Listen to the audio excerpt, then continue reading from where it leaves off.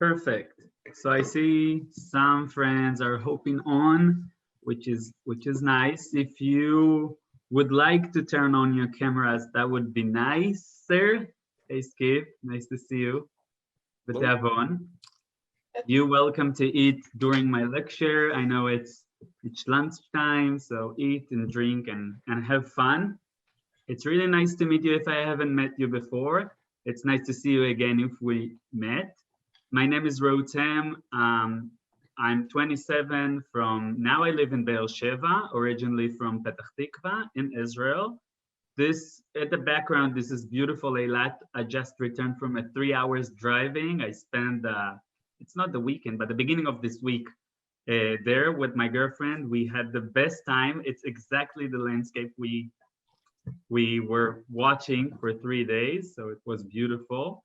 And just an inspiration for you to travel when everything will be normal, hopefully. We're gonna talk today about women's in the IDF, and I will share my presentation when I will be a co-host. Sarah, if you can make me a co-host, that will be. Yes, sorry. You're welcome to interrupt, to ask questions. Of course, at the end, we will have some time for questions and comments and anything you want to say. That would be great. All right. You're able to see my screen. So we're gonna talk about women's in the IDF. And you guys probably wondering how a man tells you about women's in the IDF. It's kind of odd, right? But I have to share with you some of the picture you can recognize me in some of the pictures of myself. I served in the IDF for almost 5 years, from 2013 to 2018. And I served in a really unique battalion. I serve in a battalion that combines men's and women's together. So we're doing all our training together, side by side. And you can see in the picture, some of the picture you can see men, some of the picture you can see women. And this is, I grew up in the IDF by knowing that we all can do the same side by side. And this is the perspective that I have. And I want you to understand where I'm standing when I'm talking about women's in the IDF, although I am a man. So we will see some important stations in the evaluation and whatever goes with women's in the IDF. And let's go. So we will start with a very nice video that I want to show you that took place in my battalion as well. Let me share with videos. All right. So let's start with this. Ladies, the point of this exercise is to see if I am fit for the Israeli army. Is that correct? Yes. I have quick moves. Yeah. Would any of that be good in a fight? A fight with clowns. You're a mess. What do you mean I'm a mess? You You're need supposed to to build up my confidence, not say I'm a mess. You know, if a battle started now, I would be all day putting on this knee pad. I'll be right there. You got him.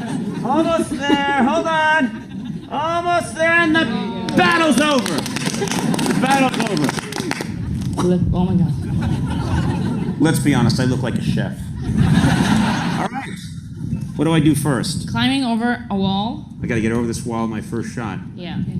You know, there is another way. Do you mind moving aside? Look at this. Look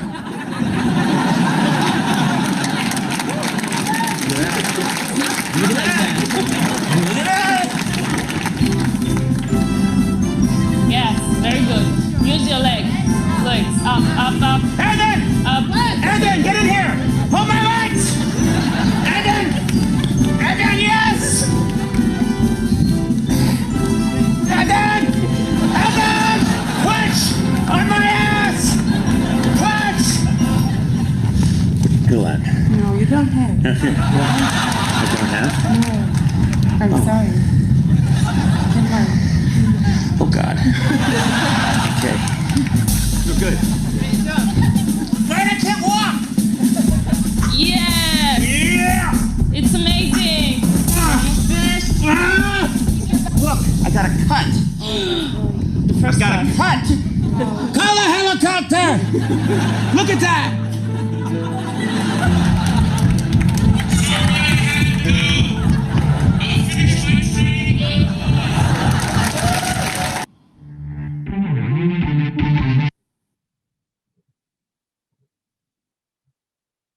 So I hope you like this video. It's really funny. And if you haven't watched all Conan O'Brien's videos in Israel, I highly recommend. He went to many beautiful places in Israel and met many people. So it's really highly recommended.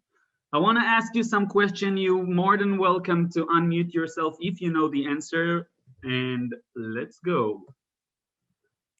When do we first see Israeli women serve as soldiers? Do you have any guesses? Any ideas? Not a clue. Not a clue. Women were always part of the Israeli underground military groups established before 1948, before Israel was established. If you heard about the Lehi, the Palmach, the Haganah, all those underground military groups that had to define the country. When Tzahal was established in 1948, the women were always part of it. Here you can see some posters. One says, women can join the IDF, so join us. And one said, join us, dear sister. And you can see at the black and white picture, you can see underground military groups that women's took part of it. It's important to say that at the beginning, where the War of Independence took place in 1948, in 1947 till 1949, women were part of the combat, from the combat brigade and from the combat forces. And when Tzahal was established, they established a unit, a specific unit for women. And they did not serve as a combat at first. It took times, and we will see how it goes. But at the beginning, when Tzahal was established, Tzahal took only, the IDF took only the men to be combat, and later on, the women. How many positions are open for women at the IDF right now? You know, by percentage, maybe? How many positions? If you have to guess any percentage, you know?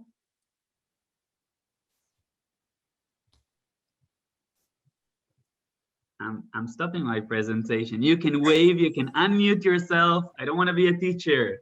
Yes, say I have whatever. no idea. I know nothing about women in the IDF. That's why I came This is why today. you're here. But you can guess. Anyone can guess. Okay, right? I'm going to say it's low, 5–10%. 5–10% today, those days. 50%. 50%. 60%. The answer is it's over 92% those days from 2012. But we need to say, you can see its growth. At the 80s, it was only 55%. In 1995, something significant happened. We will talk about this later on. And this, you can see this jump from 55 to 73. We will talk about, remember this year. 2005, it grows to 88. And from 2012 until nowadays, it's around 92–93%, which is a lot. It means that almost every position is open for women when she needs to join the IDF. How many years does Israeli women serve in the IDF? 3? 3 or any guesses? Any more guesses? 7. So the mandatory service for women in Israel is 2 years. Oh, there it is. It's 2 years. Do you know how the mandatory service for men? How long? So for men, it's 2 years and 4 months. It used to be 3 years, but now they're making the military service shorter, and it will be even shorter than 2 years and 4 months. It used to be 2 years and 8 months, and it's getting shorter. It depends on the specific job, but women can serve from 2 years and 4 months up to 7 years. It depends on their position, and we said that they can be in almost in every position. Let's say those women's at the background of the picture are combat pilots, and pilots serving in the IDF for 7 years. So if a woman serves in that position, she needs to serve for 7 years. So, Wow. but the mandatory service is 2 years for everybody. That's the basic. It is possible for a woman to be a commander over a man. Totally. Totally.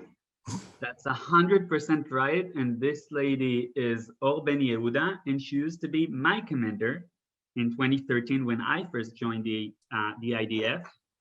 She became very, very famous once she is a superhero. Like even today when I see her, I have to look down. I can't even look at her eyes. She is like a hero to me. She has superpower, I swear. And she was involved with a very big terror attack on Sinai border in 2014, I'm sorry. And she got hurt, she got injured. And this is her at the hospital. She was fighting alone with her, with another soldier. They were fighting 23 terrorists. So it was only 2 against 23 terrorists. It was a crazy battlefield, and she got hurt. And she went to the hospital. This is her commander coming to visit her. And this is her commander again in that picture, giving her an honor. She recognized as a great soldier about this story, and she got an honor. And this is, you can see her picture and in interview. And if you Google her name, you can see her interviewing in many languages and many stories that covered about herself. She used to be the first woman who finished the IDF officer course that was belong only for men. So she was the first that finished this course as a woman, and she continued stayed in the army. She has 3 kids now, but she's still in the army. She went to a few years to complete her university degree. And now next year she is going back to the field and to be commander of a battalion, which is an amazing, because she came from a combat units. And it's really rare to see women in those positions, especially when they have families and husbands and house to take care of. So she is very unique. She is an amazing woman, and she is definitely can be a great commander over men. Who is the woman with the highest rank in the IDF? I assume you don't know, so check out this woman. This is Orna Barbivai. She was a major general at the IDF, and she is now out of the IDF. She used to be the former head of the manpower directive, and she was the director there. This is the highest position that woman's ever served, and today she is a Knesset member. A few years ago, she joined a political party. Now she belongs to a blue and white party. It's kind of in the middle party between left and right, when the leader of this party is the general at the IDF, but now it's Yair Lapid, and she belongs there. And maybe she will be a minister in a few years. We don't know, but she is an amazing woman. She grew up with poverty, with 7 brothers and sisters, and she climbed herself to the top. And she is very known in Israel and very honored in Israel. And she was the highest and still the highest. We hope for more. Who wants to read this comment, this statement, and help me? Maybe Sarah, you want to help me? I can do that. Yes, please. Listen, Medla, Yiddish for babe. Have you ever seen a man knit the socks? Have you ever seen a woman surgical or orchestra conductor? Women are not able to withstand the pressures required for fighter pilots. This is a famous quote in Israel, and I'm asking you again, who said this quote? If you have any idea, you can guess. Was it Golda Meir? No. No.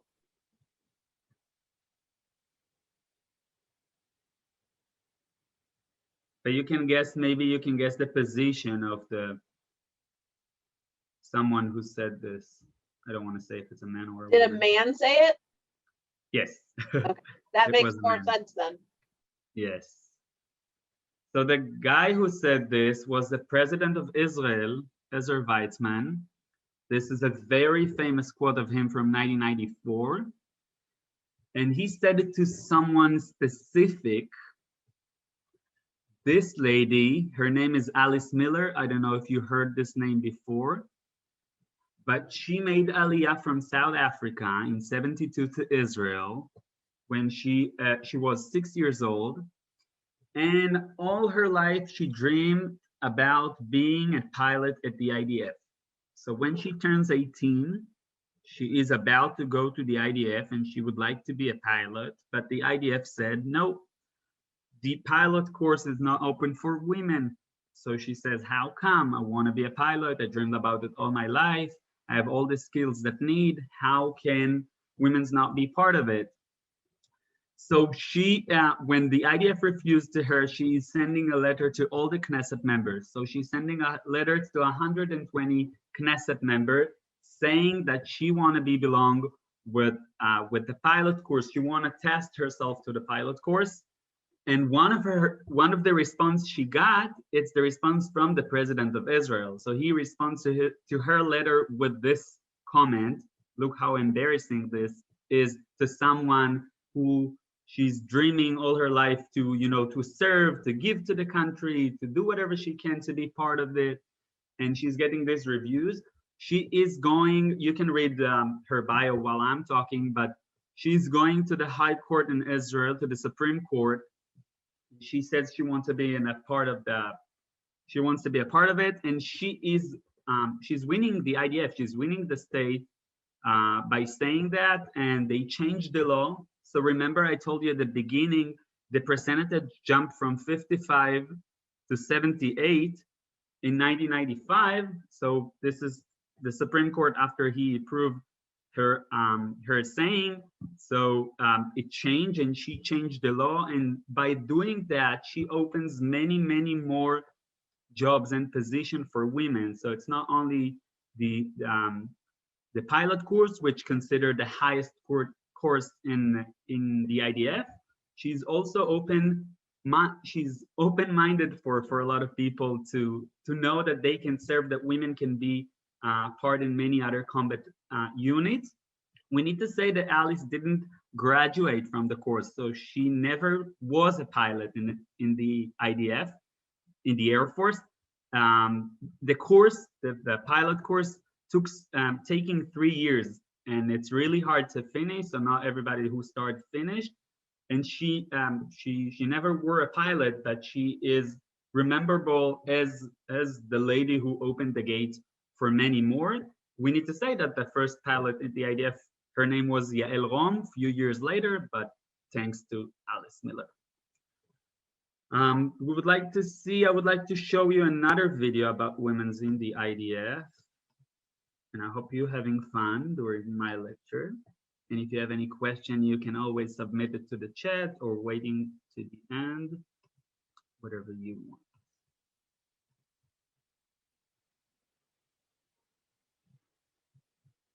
Let's see another story.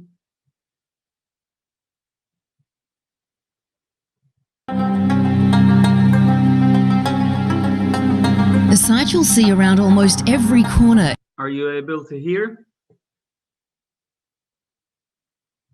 Yes, yes. Okay.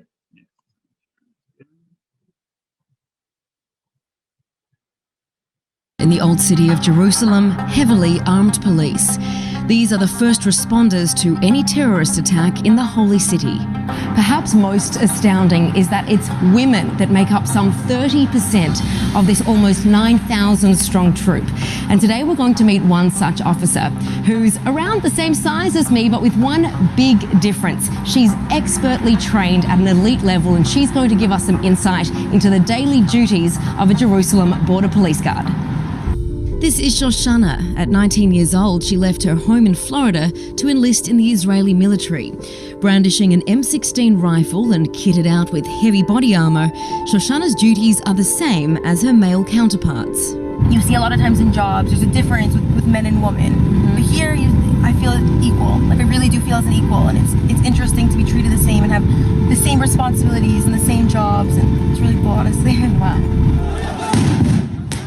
It's a job fraught with danger, guarding 3 of the world's holiest sites in an area so sensitive amidst a tense political backdrop. The Jerusalem district is inundated with terror attacks. But you're not only there to thwart potential terror attacks, but sometimes you're often the target. How does that make you feel?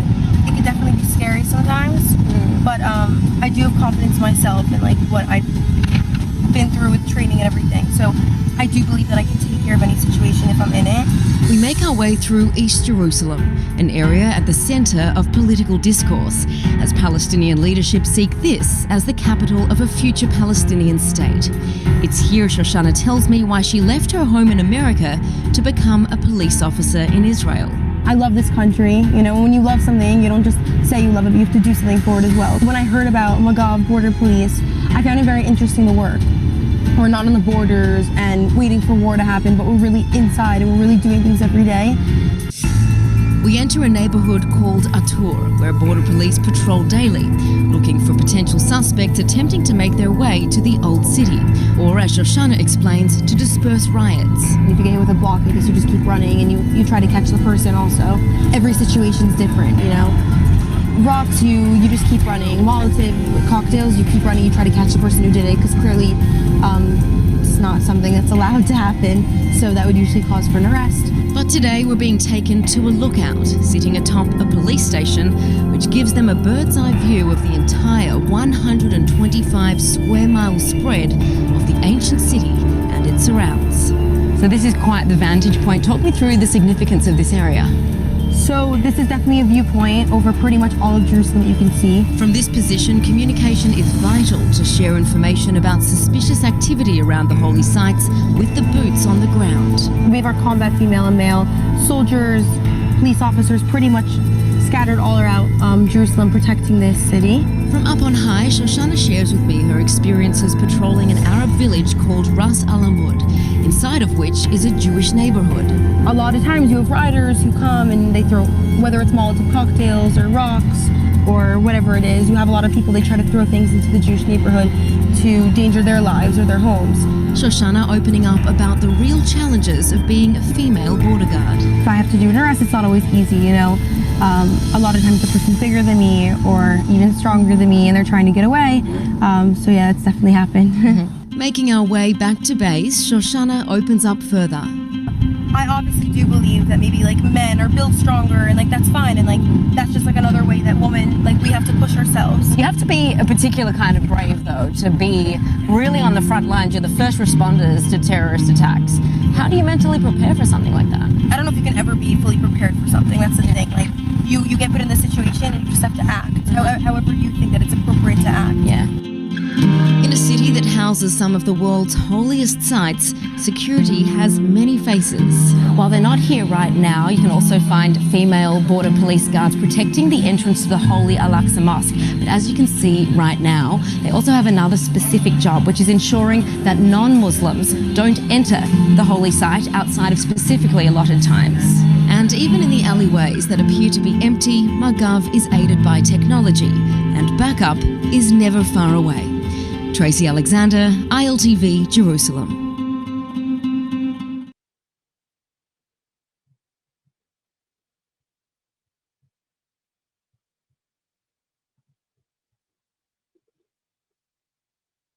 Wait.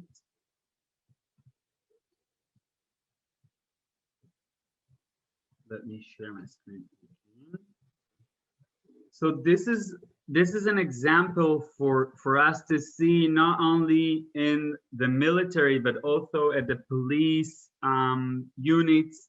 Women are taking an important part and really in the heart of everything and controls everything, exactly like men's. And everything I told you is is good, right? It's happy. It's a happy story. Women can do whatever they want. Women can be part of anything they wish. But it's important to remember the criticism. There's a lot of criticism around this topic. Until those days, almost every week, every month, you can see an article, you can see a comment, you can see it on TV that someone said something against women serving in the IDF.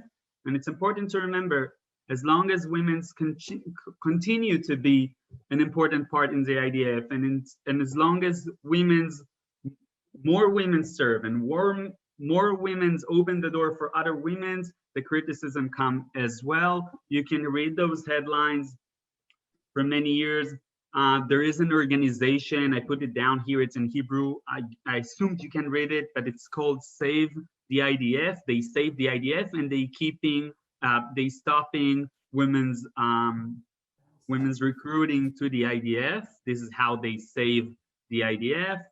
And you can hear some rabbis that says, a lot of religious people before they joined the IDF, a lot of religious men going to a mechina. It's like a gap year of 1 year when they study Torah and they volunteer, and before they join the IDF. So many rabbis who are leading those kind of organizations, sometimes having comments and statements against women in the IDF.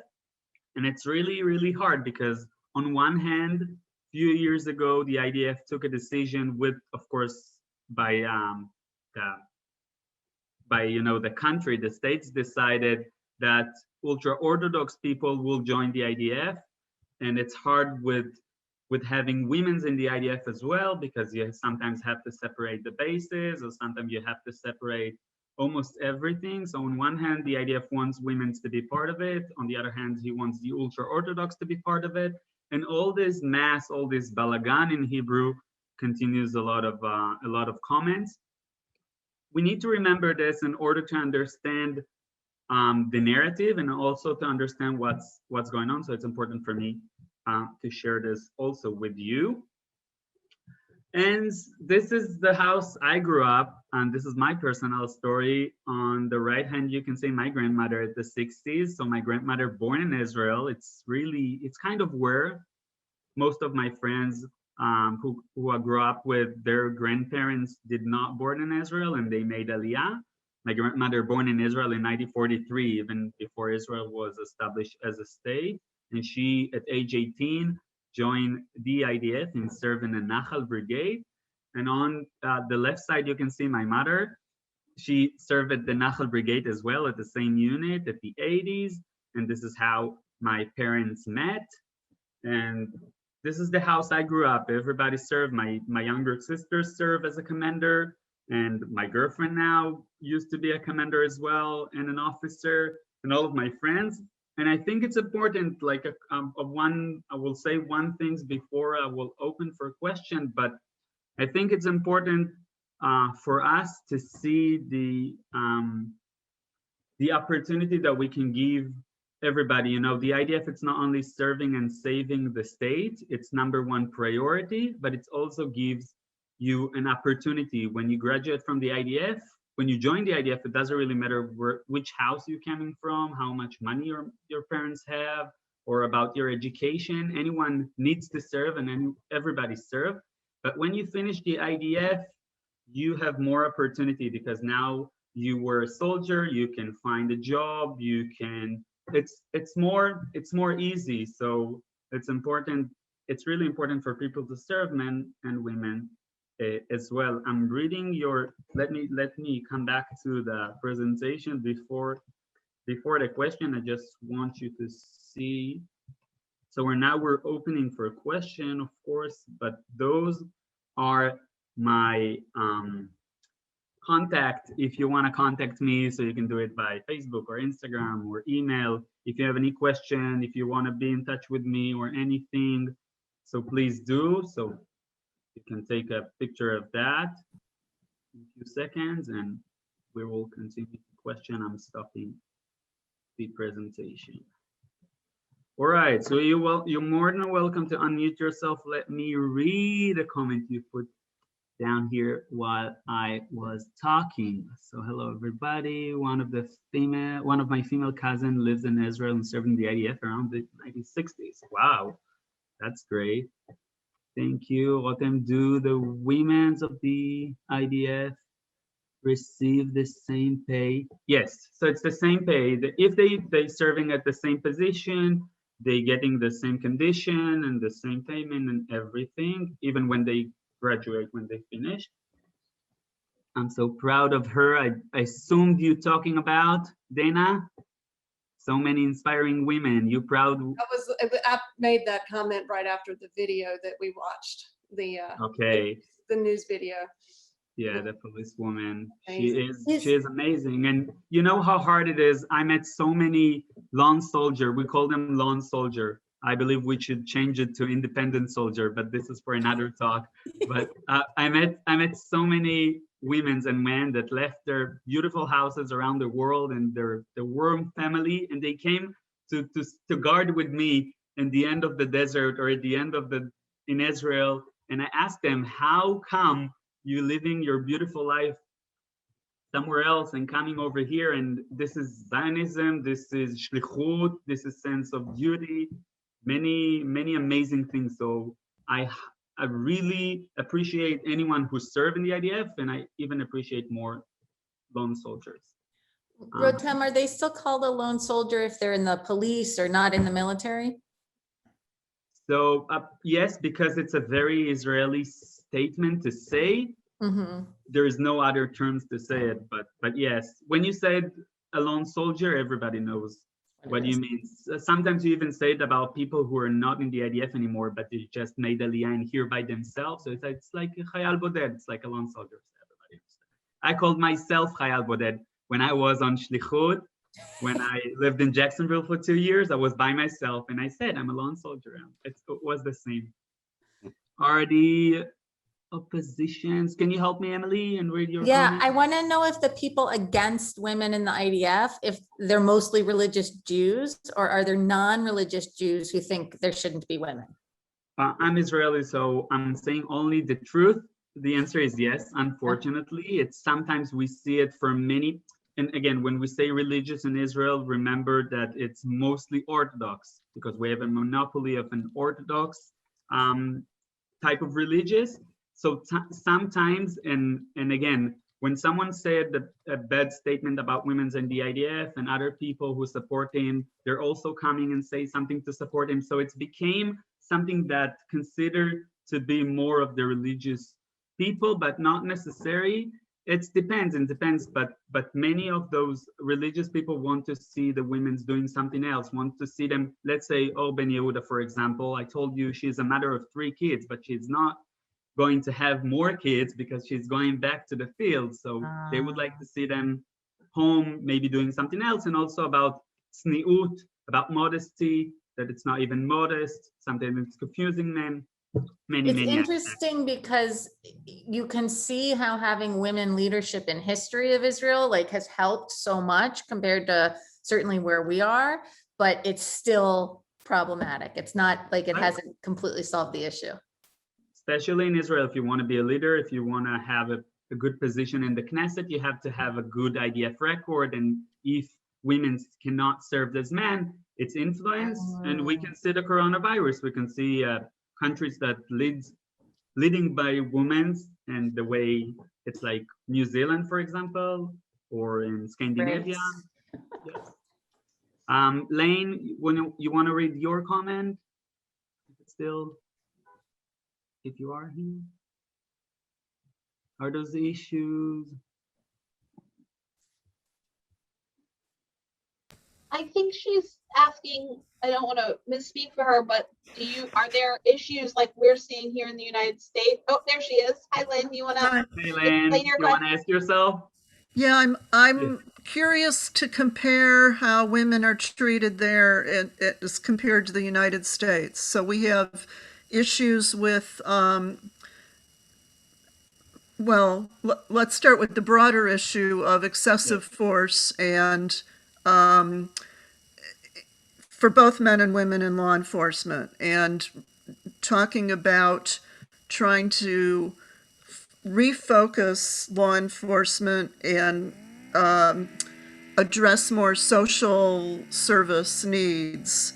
And that's kind of traditional masculine, feminine approach to solving problems. So I'm just wondering if Israel has the same issue with excessive force, and also whether there is an approach to trying to resolve conflicts differently. So absolutely yes. I have to say one big difference between United States and in Israel. This is a lot of people who support women's in the IDF in a combat position. They support the United States platform, because in the United States platform, if you want to serve, let's say in the Marines, you have to do the test. If you're passing the test, you can be a Marine.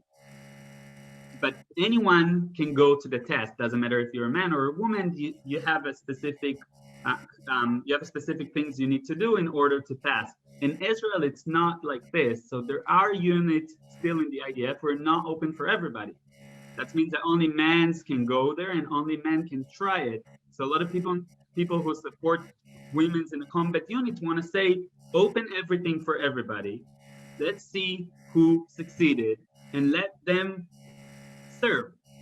It's another question, because I haven't even talked about this, but I served in a unit, I said, with women and men, but we had different time. Let's say my physiologically, I'm different than a woman. So I can run faster, I can carry more weight. We all know that. So we had a specific thing that women's, like a specific time that women's need to do the test and specific time that men's need to do the test, when understanding we're different biologically, but people who support the one test option, they said if it's going to be one test, we're going to make it very hard for women to serve, because there's only few women who can do it at men's time.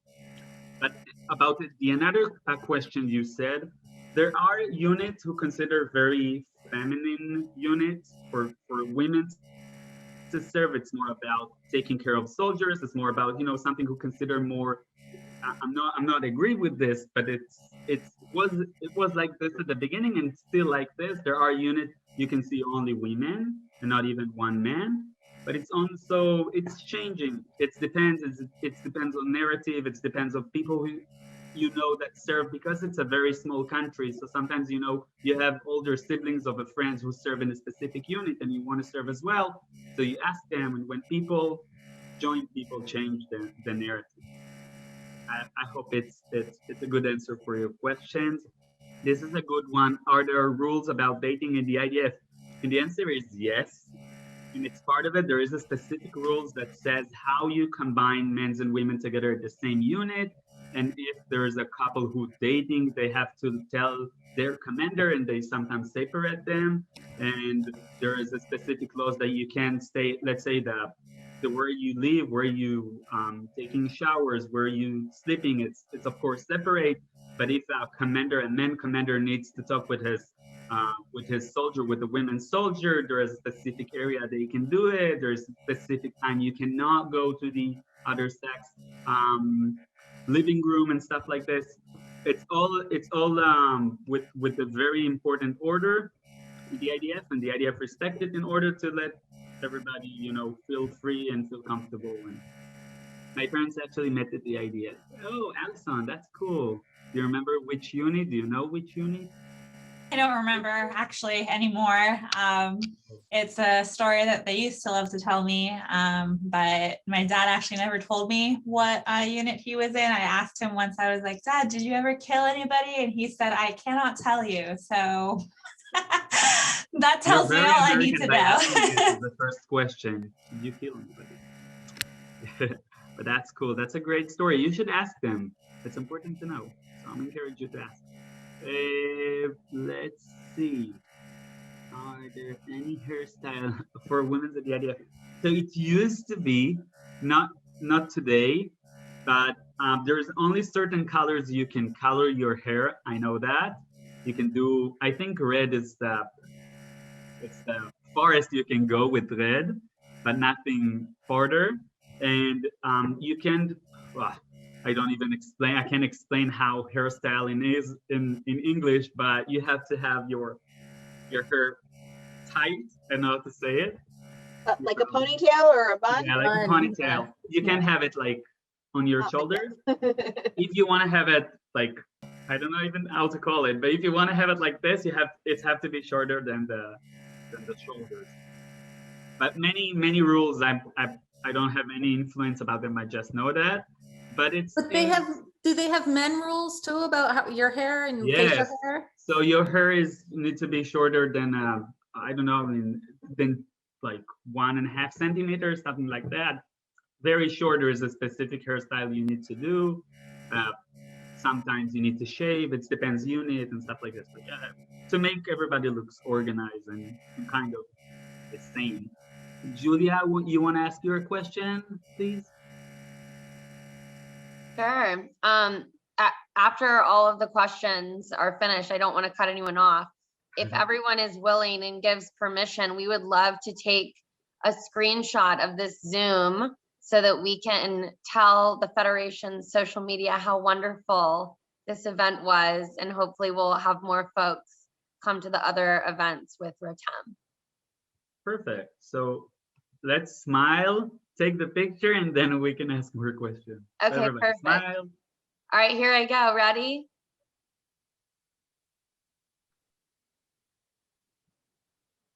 Got it. Thank you. Thank you. Thanks, Okay, guys. any Did more Did we questions? answer Lynn's second question about IDF dealing with sexual harassment and sexual assault? I couldn't hear you. Lynn had another question about dealing with sexual harassment. Did we answer that during the first one? Oh, so you wanna Lynn, go ahead. So we're having a lot of attention paid in our Congress right now because the military was not being responsive to women's accusations of sexual harassment and sexual assault in all of the branches. And so Congress is getting involved in how that needs to be addressed for the future. And I'm just wondering how the IDF has managed that issue. So the IDF is nowadays the IDF is very strict about sexual harassment. I can tell you that in every bathroom in the IDF there's a poster that says if you have anything, if you're not feeling comfortable, if you are aware of any sexual harassment or something like this, you need to call this number. And the IDF is very strict about this. It doesn't matter how high you are and what is your rank. They investigate everything, and they sometimes send people off the IDF because misconduct or something like that. But I need to take you back and we spoke about the narrative in the beginning, but women served in the IDF since 1948, and in the 60s it was very common to talk to women in a certain way, to touch women in a certain way, to be so. You guys know what I'm talking about. So all of this behavior were part of the IDF and stayed. And it's going back to your question before about the specific job that men do and specific job that women do. And women is always the secretary and the man is always the high commander, and he can touch whatever he want to touch, and she needs to bring coffee to this important mission but never be on the table. So it all started there, but it changed, and I'm glad to see the change, and I'm glad to see we're not having any tolerance to those behavior. But it's still it's not exist nowadays, but it's still, let's say, older people that thinking of the IDF or sometimes telling about the IDF, those kind of stories sometimes part of it, but it's not there anymore. I'm glad to say. Someone has an amazing noise at the background. I hope it's not mine. I don't know. I don't have. Yeah, maybe Lane. It's yours. Are you decorating your house? Renovate the. Okay. Any more question or something or comment? Is there like a stereotype of job in the military that the women like the most? Like, what does everyone want to do? Okay, so there are a few. One is to be an instructor of the tank unit. This is always the highest. It's really hard to get in because many women's want it. So this is one of the highest. I think the second will be to be a social worker in the IDF, to help all the lone soldiers, to help all the people that are coming with a poverty background and stuff like this is also very common. But nowadays, this is used to be a job only for women, but nowadays we see men's, because I told you at the beginning, the ultra-Orthodox joined the IDF. So those units needs to have those, in those positions, they needs to have men's, because there is no women's in those positions. So you can see a course of like 400 soldiers and 1 man doing this position and carry the signs and everything of that position. It's really unusual to see a man, but there are. Is there any movement for Orthodox women to join the IDF? So I haven't told you this, and I don't know if you know, but there are 2 ways to serve. When I said serve, to serve in Israel. At the age 18, either you go to the IDF and serve for 2 years or 3 years, it depends on the time, or you're going to do a social service. So religious people, religious women usually go to social service in everything, in kindergarten and hospitals and stuff like this, and it's easier for them. The rabbis support it. It's common. If a woman, and let's say a religious woman, want to join the IDF, she can give time for prayers and stuff like this. They will respect her, but she knows it's going to be harder than doing social service and stay out of the IDF. Also, some people, if they're too religious, they don't want to go to the IDF because it's going to be a problematic for them to keep their schedule around this and going to shul and be part of services. So it depends. Any more questions, if you guys have? Okay, I didn't start with thank you. I'm always starting with thank you, but now I have to finish with thank you. So thank you, because when you're coming over here, 1, you learn something new. 2, you meet new people. 3, you support Israel. So if you spend your time, I know there's millions Zoom to be part of, and to hear this Zoom with this guy in Israel, with the background you can visit right now, with a broken English, explaining about the IDF. I know it's hard to choose doing that, but by doing this, you support Israel, and I highly appreciate it, and thank you so much. Sarah and everybody from the community, the federations have my contact. If you have any comment, anything, please keep me in the loop. Let's be in touch, and I hope you like it. Informative, thank you. English is just fine. Yeah, my English used to be better, but when I back to Israel, I forgot everything, and now I'm starting. Rotem, your English is way better than all of our Hebrew, so don't even worry about it. Yeah. I know. Thank you very much for joining us. Bye, guys. Thank you for the preparation. Also, the presentation. Thank you. Yeah, thank you very much. Bye, guys. Bye.